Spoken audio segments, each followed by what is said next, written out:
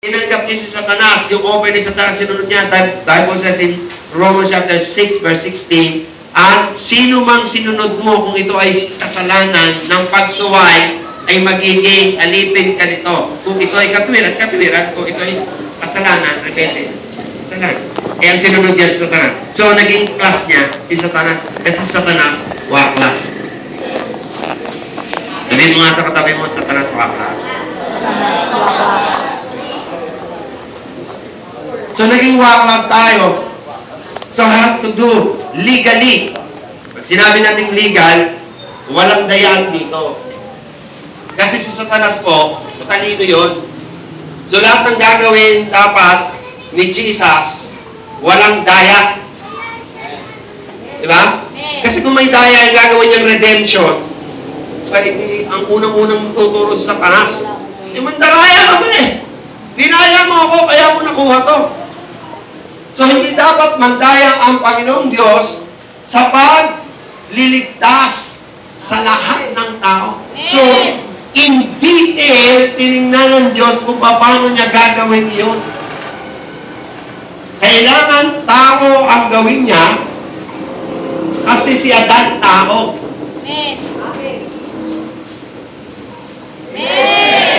So, si Jesus o ang Diyos ay nagpuno,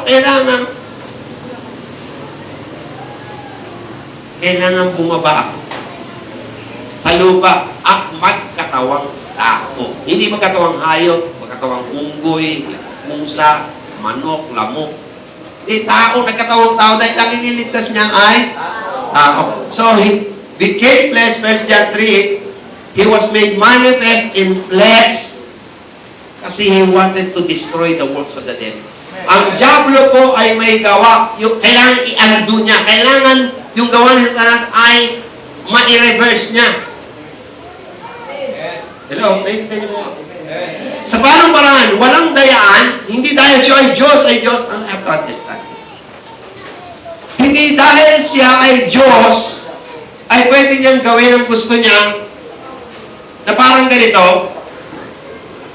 Ano kaya pag Satanas, tatanap mo? Huwisip ka. Kinuhang gano'n. Tapos dinurog-durog ng kamay at tinapon sa head. Hindi pwede yun. Why? Because legally, Adam o si Adan ay by legally sinurrender niya. Paano niya sinurrender? Sabi ng Diyos, let them have dominion. Sino let them? Let men have dominion on earth. Ulitin ko po, on earth. On earth. Ang plano ng Diyos on earth, let them have dominion on this earth. Alam niyo ba nung bumalik si Jesus? Yaklo ka, papalikan kita, hindi lang magiging earth. Ano naalala niyo? The kingdom come, that will be done on earth as in heaven. So, napakaganda ng plano ng Panginoon. Diba? Dito ngayon, on earth lang. On earth, diba? So, nung tinukso niya, yung susi, na ibigay niya kay Satanas, ang may kapangyarihan saan? Hindi sa earth. Sa world. Kasi the Bible says, ang earth, the earth and the fullness thereof is the Lord's. Sa Panginoon ng earth. Pero yung darkness, yung sanglibutan, ano yung sanglibutan? The lust of the eye, lust of the flesh, pride of life. Lust of the eyes, lahat ng magagandang tingin mo sa eyes mo, magandang gwapo, magandang babae, magandang damit, magandang cellphone, lahat ng maganda. Lust, yan sa world. Diba? Hindi, ang Diyos ay maganda. Yeah. God is beautiful. Amen. God is beautiful.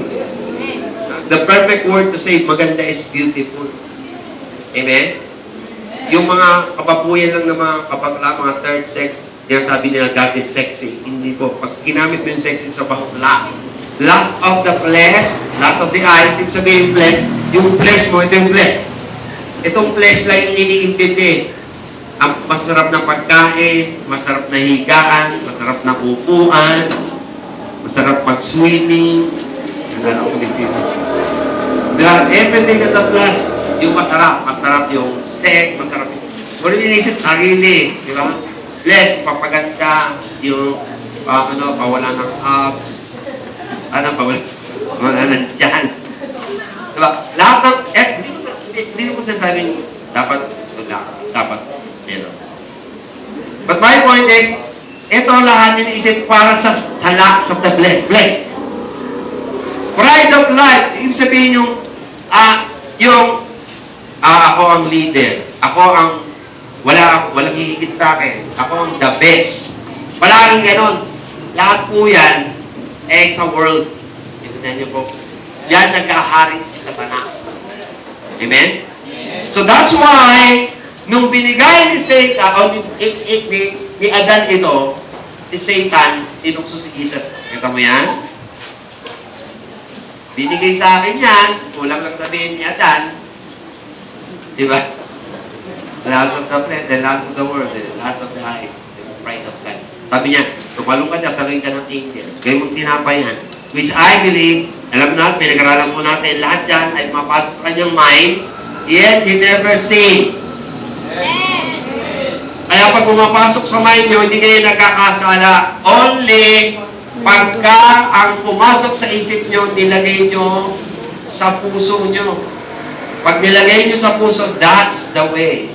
That's the only way. Pagkakasala, kapag nilagay mo sa puso mo, mag-iisip ka. Gandang cellphone. Pag minakita ko, kahit na iwan, kukunin ko yun. Diba? Kung iPhone. Talagang obsessed ako sa iPhone. Binakit ako. So, iPhone. Akin to. Finder's keeper. Nakita mo, bumaba yung yan. Diba? Christian kayo. Naintindihan mo ba? All of these things na ginawa ng Diablo ay lokohin ang tao na nandito na sa sanglibutan. Wala something in the eternal. But Jesus offered the eternal redemption. Now, this is my point. Sa Old Testament, para ikaw ay mapatawad, papasok ka sa holy place, holiest place. Ang gagawin doon, merong priest, high priest, papasok doon sa holiest place. At ang gagawin niya, yung dugo, iwiwisik niya. Sa altar, sa Ark of the Covenant, sa angel, lahat iwiwisik ni na high priest. Bakit?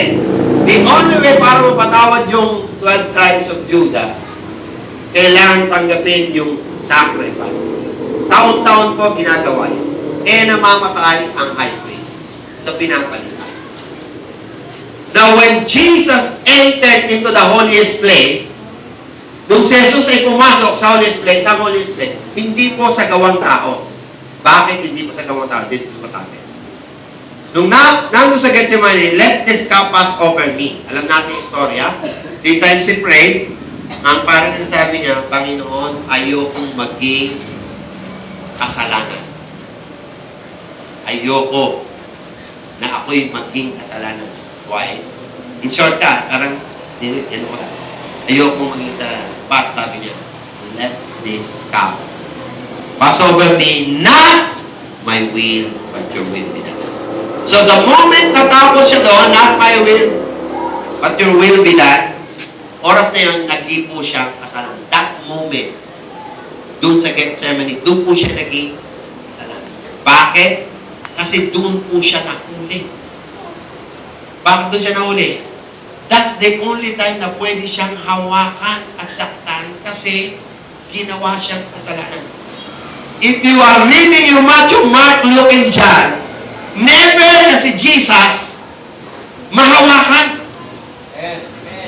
Never. Katunayan yung Luke chapter 4, alam niyo yung Luke chapter 4, sabi, the Spirit of the Lord is upon me. Kumain niyo yung 40 days, prayer and fasting, di ba yung nagagawa yung 40 days na walang kainan? Nag-40 days naman tayo, kaya lang may kainan. Di ba? 40 days without food yun eh. But with water, sabi kasi without food lang. He hungered, he never thirst. So the moment na he hungered, katulad ng Elijah, hungered and thirst. So hungered. Hungered lang.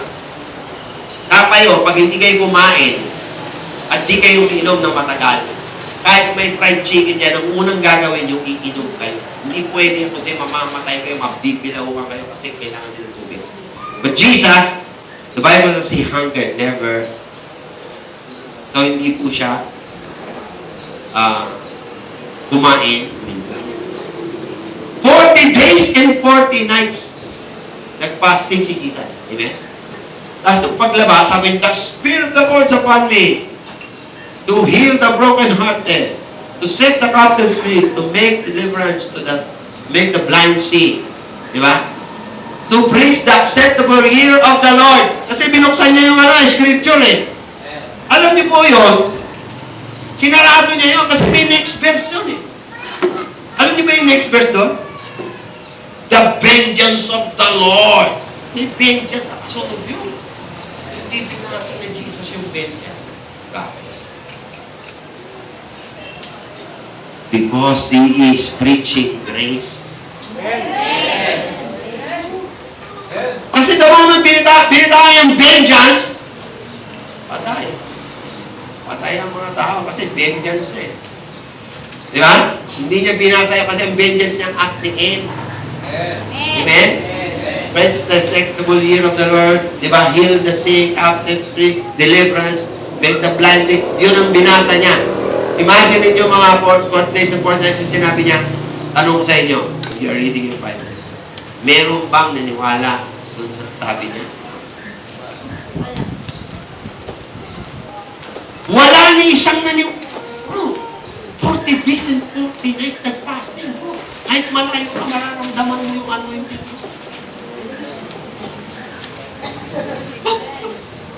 Oh my God, baka pag late, ano ba ito eh? Ano ba yung tawag? It's late ka. Si Jesus yun, bro. Diba? Eh, puro ang believe yun eh. Pag sigaw niya, tapos, diba? Alam mo ang ginawa? Kinuha siya. Basahin niyo yung Bible. Ang plano nila, hawakan yung paa.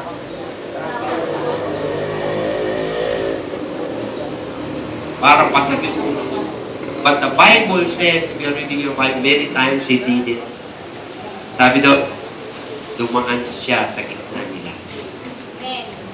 Now, isipin nyo ito dalawang bagay lang yan. Una, malamang pinag-aralan niya yung ginagawa nila angel. Angel sa TV, yung magician. Okay sa angel. O yung isa pa, si David Blaine.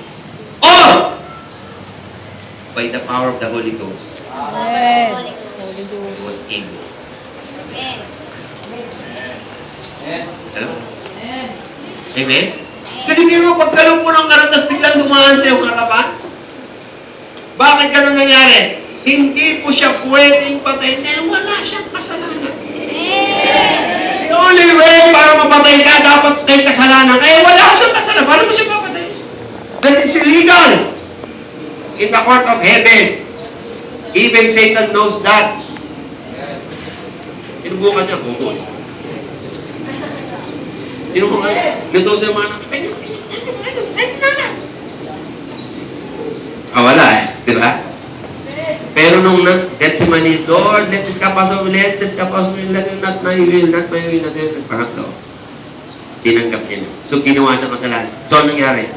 Dating yung mga sundalo, sabi ni Judas, ito, si Yesu Cristo, si Yesu Cristo, kumbaga ito si Yesu Cristo, ito. Tapos, yes. Hello? Kaya alam ng mga sundalo yun. Kasi sa gabi wala ka namang ilaw, di ba? Wala namang walang fluorescent. Ano lang? Sulo. Walang miracle. So, tinuro niya, kahit nalika niya, shoot. Kamo si Judas sabi niya, he is the Son. Hindi na tulad ni Pedro. Sinunod niya. Hindi yan. Hindi, ikaw. Alam namin, ikaw yan. Isinusumpa ko, hindi mo kilala yan. The worst! Alam mo, ang nagkaganon depende sa Bible school. Subukan mo. Ako, kasi hindi ko kilala si Kristo. Hindi ka pwede mag-Bible school. eto, matindi to. Nag-Bible school na. Kay Christ pa, 3 times. Lumakad pa sa ibabaw ng tubig. Diningay pa rin si Jesus. Bibigyan ba ng certificate yun? Hindi. Kaya yung kasalanan nyo, wala yan. Ano yung mga kasalanan nyo? Wala yan. Dahil kung may words sa kasalanan kay Pedro. Kaya yung kasalanan nyo, simple lang yan. Kayang hugasan ng Panginoon. Kayang kalimutan ng Panginoon if you have it. Why? Si Judas po, less, pero merong condemnation. The moment nagkaroon ng condemnation ng tao, dun po siya nagkakaproblema. Hindi siya nakaka-move, hindi siya nakakapagpasa ng Bible, hindi siya nakakapag-pray ng tama, hindi siya nakakapag-witness, hindi po siya gumagawa sa gawain ng Panginoon if there's condemnation. And we know that there are Christians who are condemned. Kayo dapat wala kayong condemnation. Kapag nasa condemnation ka, meaning to say, yung kasalanan mo, hindi mo ikino-confess. Because the moment you confess your sin, immediately you are cleansed. Amen. The Bible says in Hebrews chapter 8, Hebrews chapter 7, or 10, verse 17. The Bible says, He will remember your sins no more. Sabihin mo na sa katabi mo, wala ka ng kasalanan, pinatawag ka.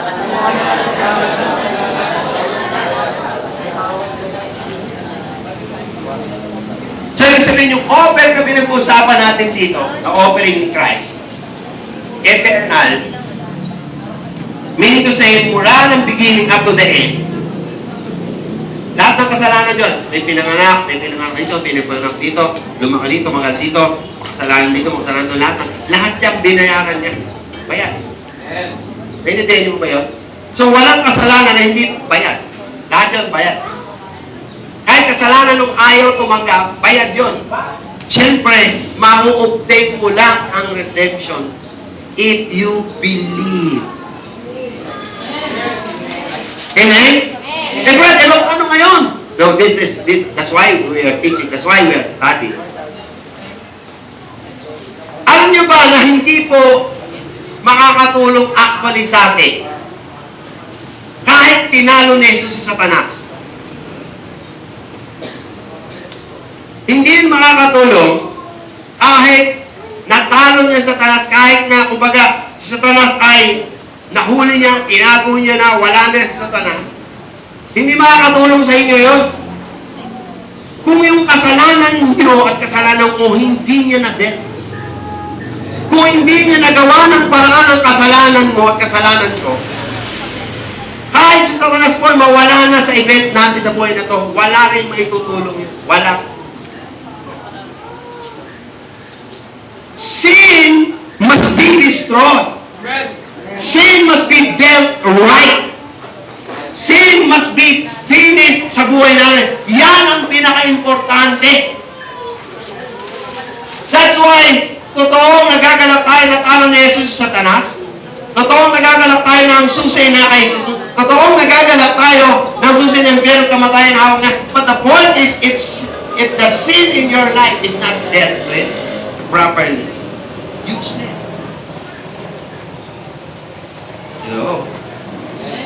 That's why, kung titingnan mo, one by one, Jesus showed this to every believers para maintindihan nyo na ang kasalanan ay tinapos ni Kristo. Paano niya ginawa ito? 2 Corinthians 5:21, ginawa siyang kasalanan. Paano siya ginawang ikaw?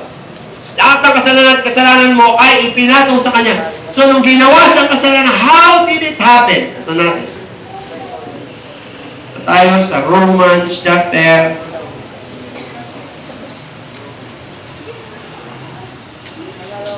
8.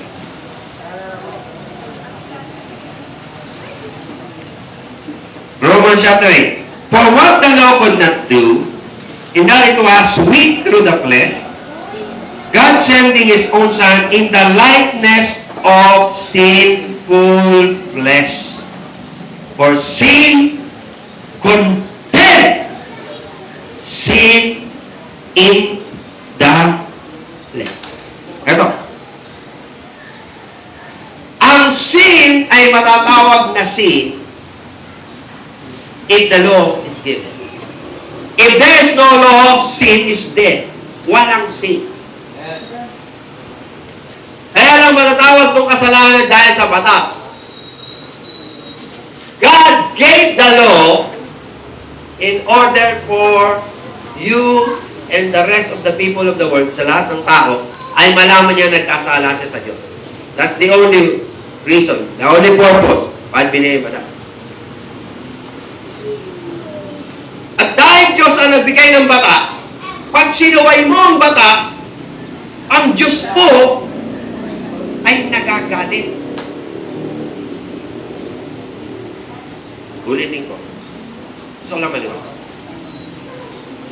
Dahil ang Diyos ang nagbigay ng batas, pag sinuway mo, nagagalit ang Diyos. Dahil ang gusto ng Diyos, pag sinuway mo ang batas, dapat parusahan ka eh. Diyos ang nagbigay, tapos susuway mo lang basta-basta. Dapat pag sumuway ka, equivalent ng parusa. Tama? Hello? Parang condemnation ng dating eh. Meron talaga ito. That's why this is very important. Amen? So, kailangan masatisfied ang Diyos na kapag may kasalanan, dapat parusahan. Hindi pwedeng hindi. Wala talaga magagawa. Walang shortcut doon. If you disobey the law, you must die. Walang shortcut. That's why si Jesus pumunta rito sa lupa para resolve yun. Jesus came because the Bible says Jesus is the end of the law. Jesus came to fulfill the law. Meron mo nagsasabi, ganito, Brad, baka naman manalangin tayo sa Diyos, Lord, give me the power with your Holy Ghost to fulfill the law. Para mong tama yan. Pero hindi tama.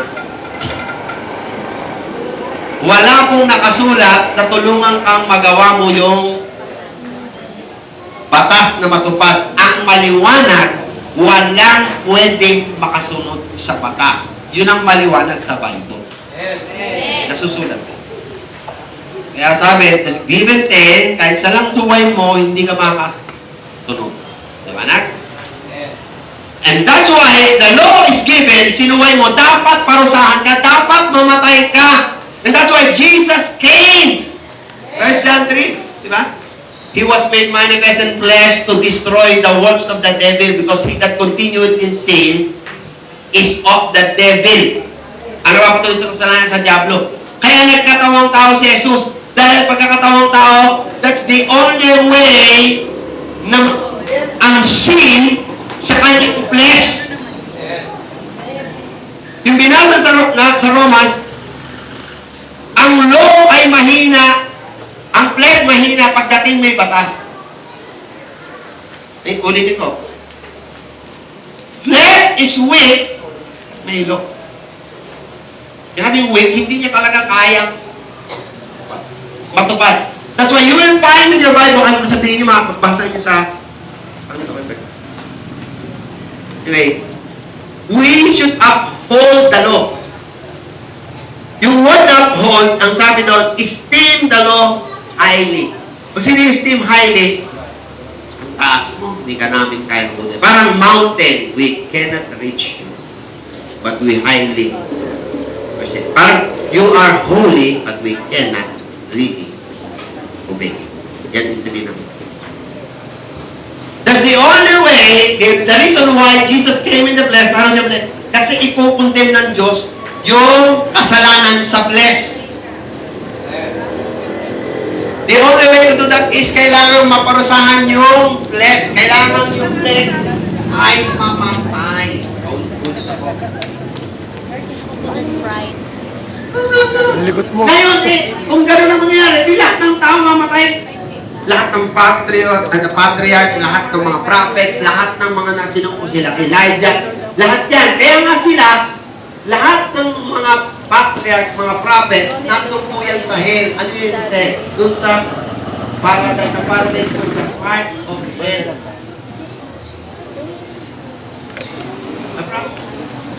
Bakit? Eh, masarap ng buhay nila doon eh. Hindi katulad doon sa may apoy, may hindi nyo nakukuha. Pag sinabing nando, whether nandoon ka sa paradise, nandun ka sa hell, separated ka from God. Pag you're separated, wala kang buhay. Patay ka pa rin. Grabe, answer prayer tayo. Hindi rin. Lord, ako hindi pa. Pero mag-aantay Baka ko. sabihin mo, okay na ako. Receive na. Thank you sa Sprite. Thank you sa Sprite, Hindi Lord. mo alam, hindi mo nakasulat na natin. Oo, nandun ka, masarap ka, pero 30,000. 15 yun. Eh, pinatawad ka na. Mabulok din. Oh. Kasi you have no life. Si Satan buhay, pero walang life yun. Thank you, Lord, sa Sprite. He's separated. Sprite. Kumbaga, he is deteriorating even though he is living life parang buhay. Naiintindihan yung pinag-usapan natin. So, God has to condemn sin in the flesh. So, si Jesus na walang kasalanan, the perfect human being without sin, paano naman siya naging perfect? Dahil siya ay pinanganak ni Mary. Paano siya pinanganak ni Mary? Ang tatay actually, o pinagmulan nun, ay ang Holy Ghost. So, paano naman sa Holy Ghost? Yung binhi ay galing sa Holy Ghost. Now, listen. You are studying science. Science. Ano pa sa science?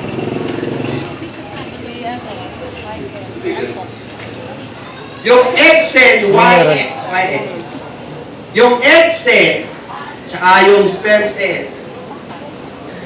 Pag nagsama, yung dugo ang pinanggagalingan nun ay sa lalaki. Lalaki lang ang magpuproduce ng dugo. Hindi sa babae. Kaya pala pag DNA, Eh dahil ang cell ay mula kay Adan, so lahat mula kay Adan hanggang sa susunod bago dumating kay Christ, the rapture, makasalanan yung dugo. Kasi may nature yun eh, may nature. DNA ang tawag doon. Intindihan niyo ba yung DNA? Kung ano ka, makikita yung DNA mo. May nagsasabi daw, malalaman ko daw, talaga daw kapag born again. Kaya may nagsasabi daw, pag tinignan yung dugo, ang DNA mo dugo ng kay Cristo.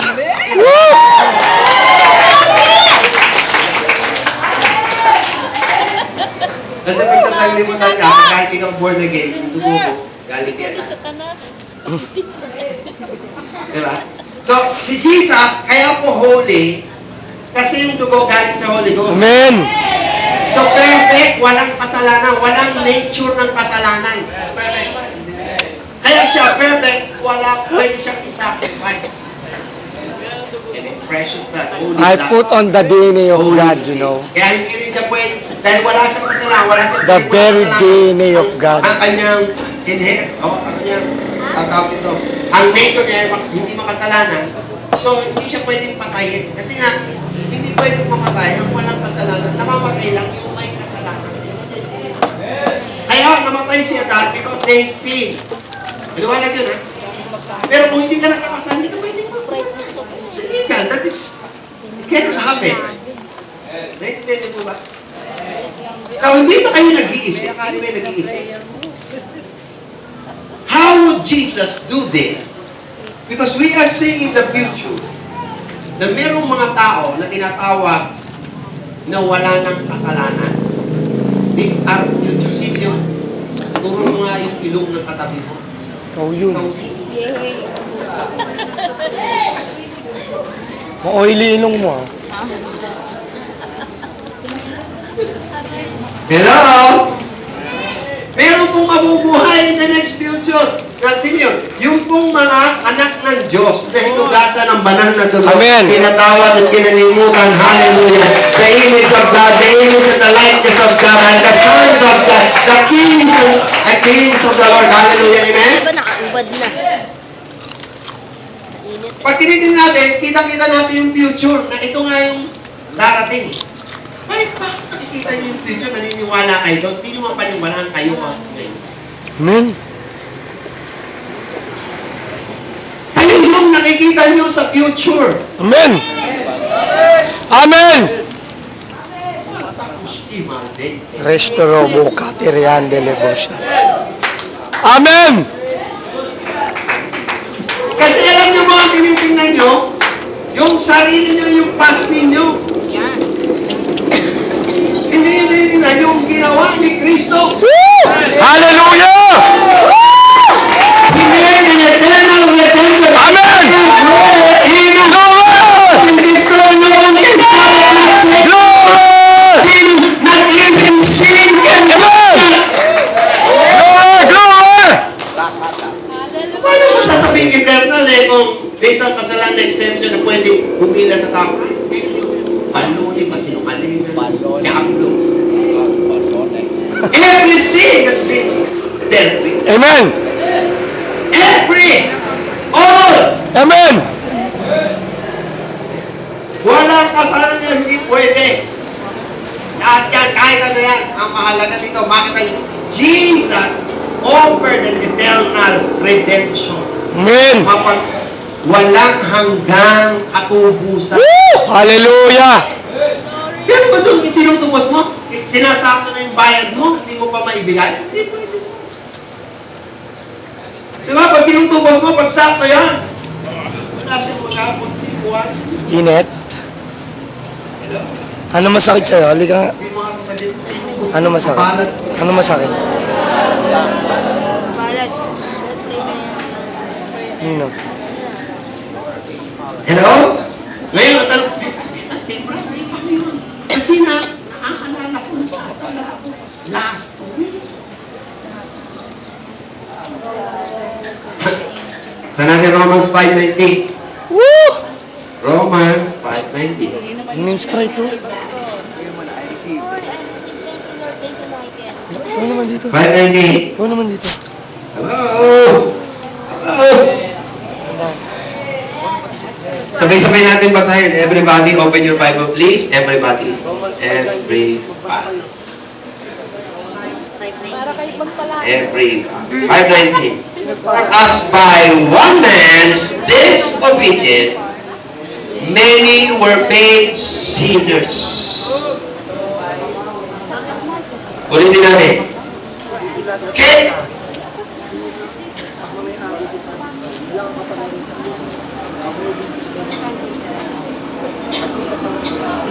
Tanong. Kailan kayo tinawag na sinner? Dahil sa pagkakasala ng isang tao. Kayo ba ay tinawag na sinner dahil marami kayong kasalanan? Hindi po. Ha? Let's accept this.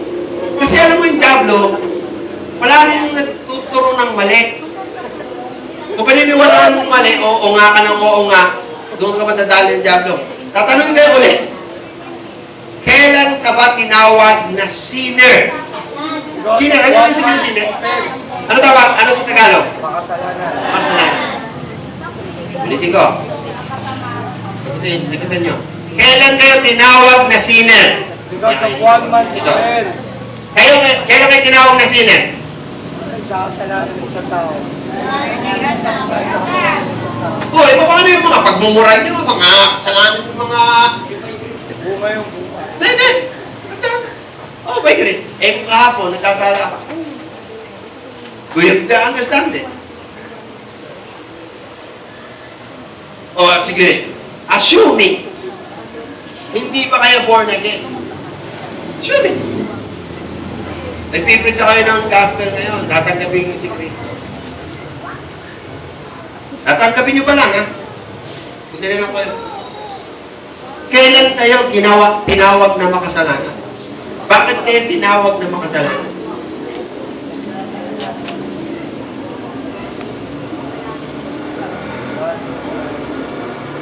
Meron pa yung tanong ko. Paano yung... Ano bilib? Paano yung pagmura? Paano yung hatred, yung pagnanakaw, pagkukupit? Hindi ba kasalanan? Oh, di ba? Dahil kasalanan, hindi tawag sa iyo kasalanan?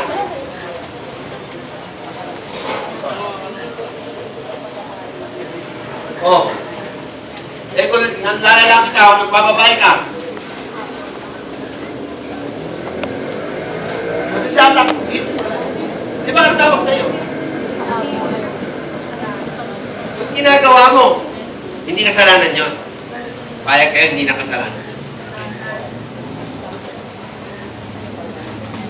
Parang diablo lang ako nanilikas ng kasal. Gusto ko lang malaman kung talagang totoo kayo. Diba? Hindi nga. Totoo. Ano yung ginagawa mo? Ano yung pagsisinungaling? Ano yung kamunduhan? Ano yung pag-iinom mo ng alak? Ano yung pagmumura mo? Ano tawag doon? Hindi kasalanan yun.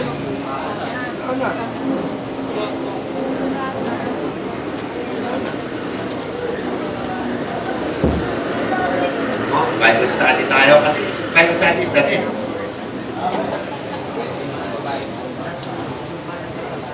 Yung binasa natin, mas maliwanag pa sa sikat ng araw yun. Ano nakalagay doon? Tao at ako ay tinawag na sinner. Hindi na. At maintindihan nyo. Diba tawagin nyo? Kulto. Tinawag na sinner ang isang tao, hindi dahil sa dami ng ginawa niyang kasalanan o mga pinagkagawa niya.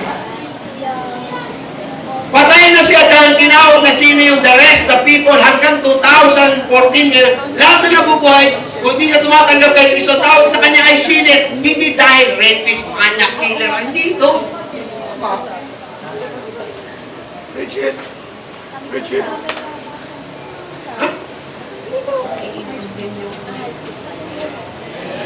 Ano?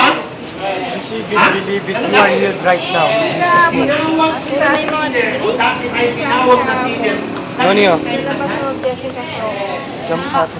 Ang palabas o Jessica So. Limang Kahit anak, kayo. valedictorian tayo.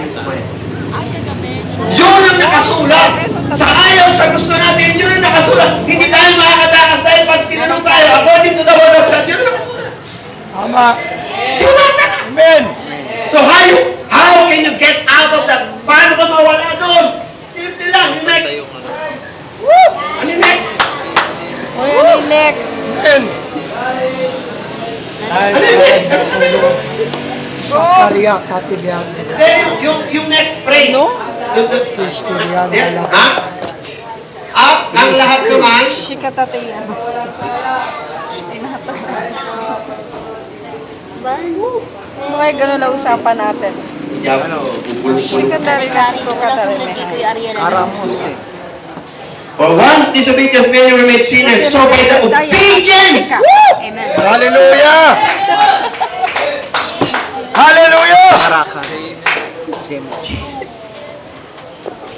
Si Jesus po, nung sumunod sa Ama, natupad niya yung Ama. Ang lahat ng naniwala kay Sorry. Jesus, Ate San. anong tawag? Ate San. Binila namin ng ano. Di ka sumama kasi, di ka sumama. Binila namin ng diet. Hindi ka kasi. Ano? Alam mo, receive it. Ano bang ginawa niya? Punong-puno na pala, kaya tumutulo. Ha? Ano? Masakit nga, lumalabas yung malalaki. Ano? Ano naintindihan mo? Ano bang ito? Ano bang ginawa niya? Amen! Kapatid ni ate, yung malalaking Papalitan ko naman.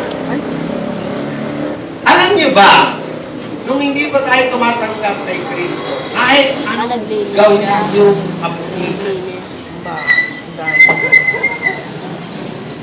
kahit na tumutulong ka sa nanay mo, kahit di ka sumasagot, kahit naglilinis ka ng bahay, kahit nagmadre ka, nagpari ka, kahit anong ginawa mo, nagpulong ka sa bahay, tinakpan mo ang mata mo, hanggang mamatay ka, mamamatay ka, sine. kailangan mo si Christ talaga.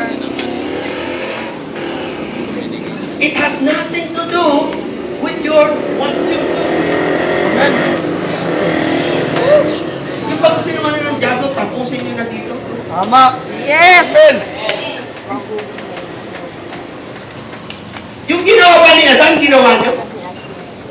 Hindi po. Pero yung ginawa ni Adan, siya lang gumawa, tinawag ka ng sinner. Kahit ka ba nun, kahit di ka pumayag, wala kang magagawa, sinner ka pa rin. Ha? Kahit na nagay mo, hindi ako mapayag, tumabaya. Sinner ka, wala kang magagawa. Dapat kang patayin. Diba? Ito ngayon si Jesus. Sinunod ni Jesus ang lahat ng kalooban ng Diyos. Nagawa niya ang kalooban ng Diyos. Amen! Binato sa kanyang kasalanan, binato sa kanyang salba, lahat ng sakit, tinanggap niya lahat. Siya kang namatay. Dahil nasunod niya Ama, ano ang tawag mo sa iyo upang ikaw naniwala sa ginawa niya? Matuwid! Matuwid! Diyos! Hallelujah! My God! Hallelujah! Thank you, Jesus! Thank you, Jesus! You are made right! And that's what you all praise! That's what you all praise! He made righteous! Very careful. Pero ang pangikit sa buhok si ate dahil goma. Where the enemy can deceive Eh, yung us. kinabasan marami. Tinatali sa iyo. Bingit po kayo.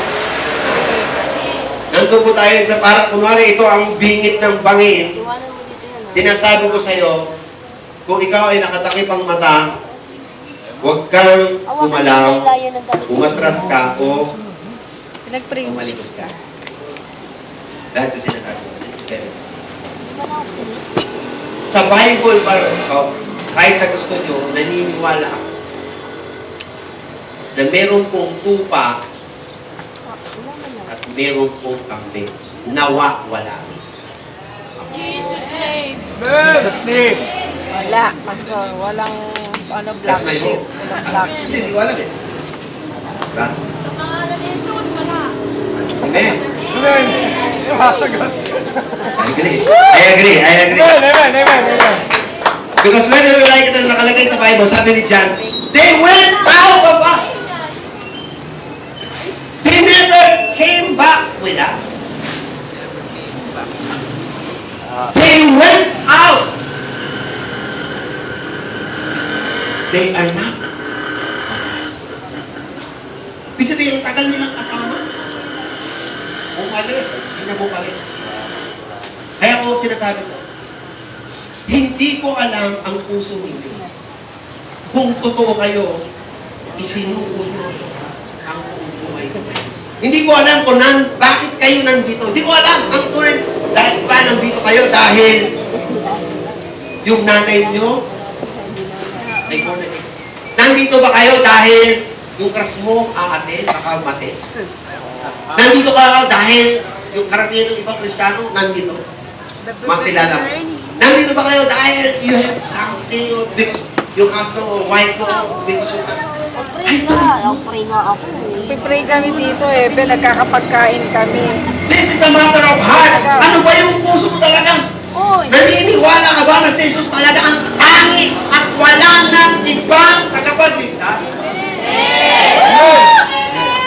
Or at the back of your head? At the back of your head, Ano ba yan? Issue. kasi kung ang puso mo talagang naghanap. Di ba yun? Marugdom na talagang Panginoon. Uy, bakit yan? Ikaw lang ang banal. Ikaw lang ang tanging solusyon. Ikaw lang ang talagang wala ng iba. Tapos na, ngayon na. The moment you do that with all your heart, hindi mo lang. I may see you right now. God bless you more. Hello, I Inom ka muna.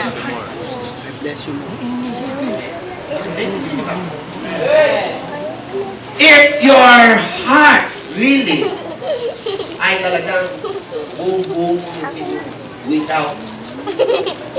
without any influence, sino man, whatever, ano man natin, you really got born again. You know what I'm talking about.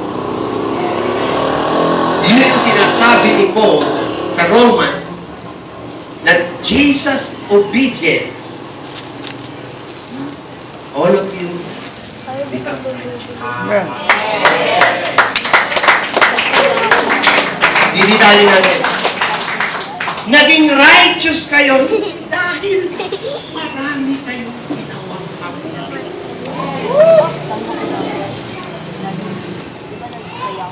Naging righteous kayo hindi dahil wala kayong ginawang masama.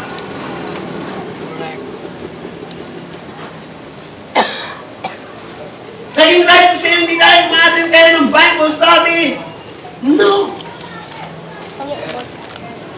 You become righteous because you believe that Jesus is the only Lord and Savior who offered eternal redemption. Juby, gamitin mo pa yan. Kaya nga sinasabi ko, Ikaw na lang ang sabihin dahil I don't know you.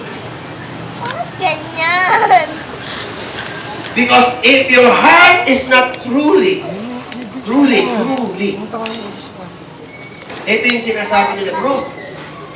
Gumagawa ka lang ng lisensya na abusuhin ang grace ng Panginoon. Mama, nawawala ka na. Wala si Lisa eh.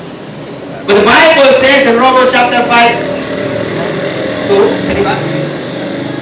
The goodness of God, Romans 4:2. 4:2, the goodness of God leads Amen.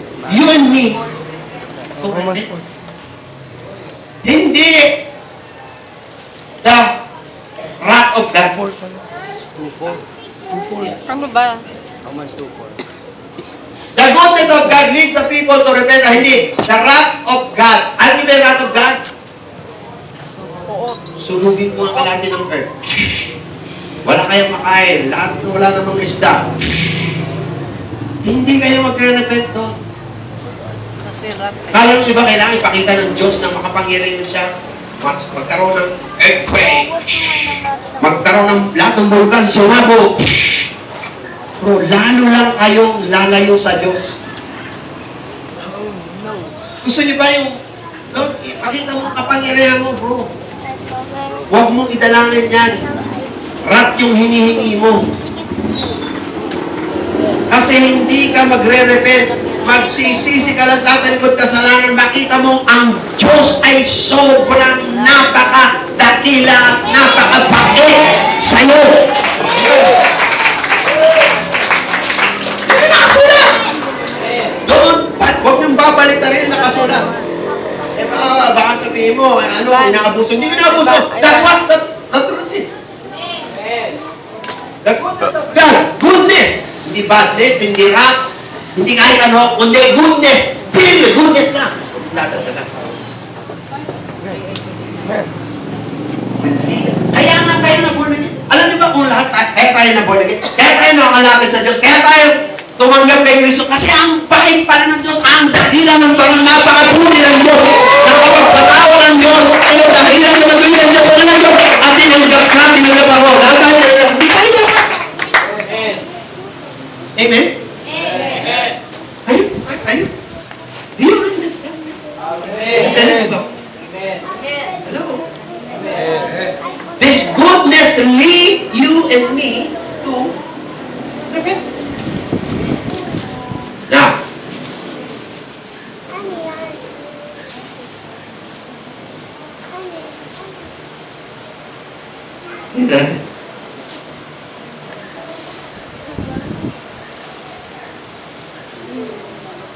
the Bible says in Hebrews chapter 9 verse 50, He became the mediator of the covenant. He became the mediator of the covenant. Meaning to say, what Jesus did, siya pong namamagitan sa lahat ng mga Old Testament believers na nandun sa paradise. Remember, nandun si David, nandun si Moses, lahat ng mga patriarchs, lahat ng prophets nandun po sa paradise. He has to pay. Hello? Wala po ba kayo doon? So, kailangan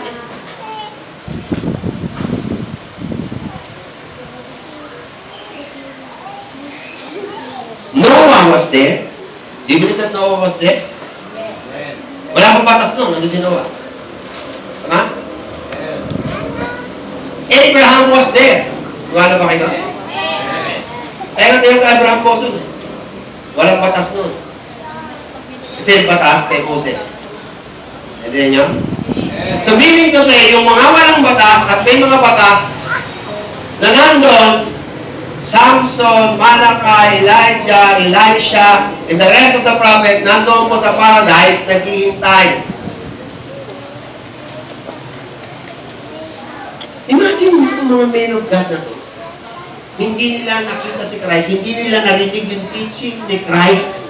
They don't know. Even the detail of that, hindi nila alam. Naintindihan niyo po ba? Hindi katulad nyo, katulad ko. Narinig ko yung teaching ni Christ. Ngayon, nababasa ko na yung teaching ni Christ. No, na si Jesus ay dahil matuwid sumunod sa kalooban ng Ama, ginawa niya lahat ng mananampalataya mo.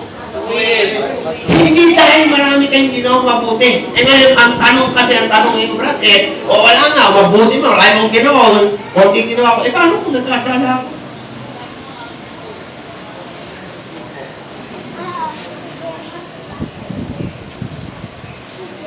Hello? Kung nagkasala ako, paano? Sige. Balikan natin. Balikan natin yung hindi na ba matanggap. Nung hindi ka tumatanggap, ang tawag sa iyo, sinner, nung gumagawa ka ba ng mabuti, mapapalitan ba ang pagkatawag sa iyo, sinner ka?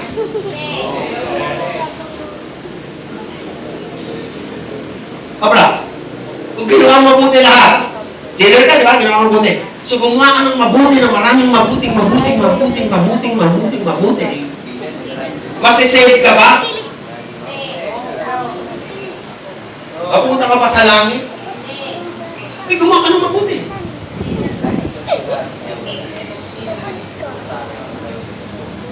Ay, gumagawa ka ng mabuti? Ha? Sabihin, yung nature mo ay hindi maapektuhan ng mabuti mong gawa.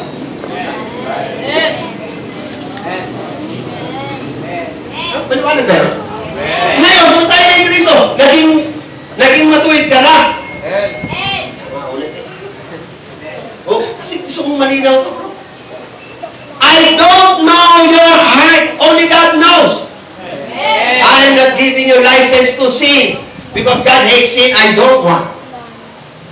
Liwanag? Amen. Hindi ko kayo sabihin kayo, magkasal tayo. Wala. Mababae na tayo. Ngayon tayo. Born-again man tayo eh. No, I'm not saying that. Maliwanag po. Maliwanag po. Amen. Jesus, obey the Father, everything He finished it. At lahat na sumampalataya, ginawa kang matuwid. Ngayon, tanong mo ngayon, wala nang nagkasala ka. Wala na. Righteous grace.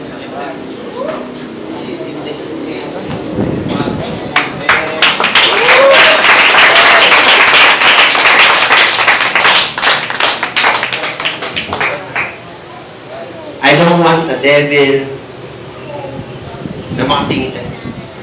Kaya ako sinasabing, if your heart is truly converted,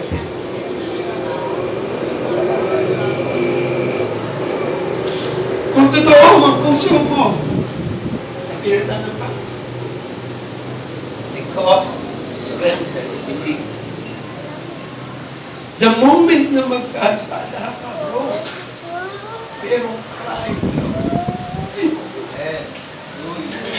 ayoko mo sa kasalanan. Ayoko. There is a cry. There is a cry, Lord. Ayoko ng kasalanan.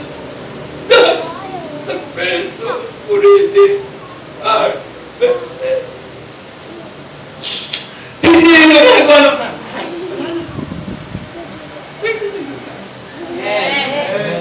and those people who really believe and real converted in the Spirit, that's why sin will never affect you. your DNA of righteousness.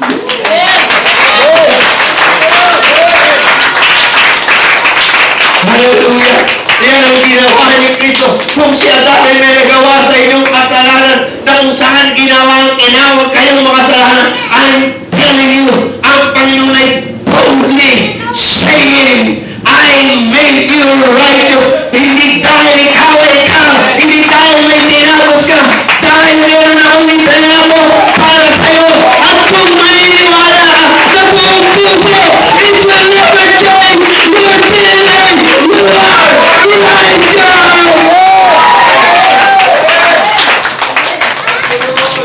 Hallelujah! Hallelujah! Thank you, Jesus. Thank you, Jesus. And that is by the grace. Amen. Hindi ka karaman-daman. Wala kang ginawa. Wala kang dinagdag. Wala kang tinapos. He did. Amen. All you've got to do is to believe. Lord, I agree. Marami ako. I agree. Makasalanan ako. I agree na karaman-daman. And I agree you are my Lord. You're my Savior. And forever give you eternal redemption. Thank you, Jesus. Amen. That's what Jesus did to you. Kung kayo'y feeling na condemnation, it's not the problem with God, the problem with Jesus. Condemnation that is in you is the work of the enemy na ginagamit sa inyo. Because of what you're doing right now, all you've got to do is come to Jesus and say, Jesus, thank you, Jesus, you died. Thank you for the blood. Thank you that you saved me. Thank you that you have cleansed me. I'm not worthy, but you have saved me. Who washed me, cleansed me. I believe. I receive. Palapakan natin ang Diyos. Kasi ano nga mga kapatid, if really you are really converted, that's why I'm hoping, believing everyone. When he became the mediator, immediately he went back to heaven at sa right hand siya. He's interceding for every individual. Now listen. We are almost 8 billion. 8 billion? 8 billion? Population ng buong mundo. Assuming that Christians, by the grace of God, would be, before the rapture and before the great tribulation, ay maging 4 billion. 4 billion.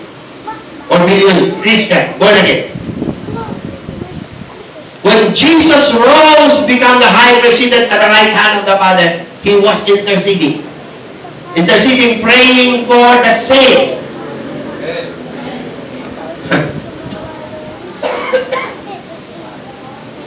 Jesus was praying for individual believers.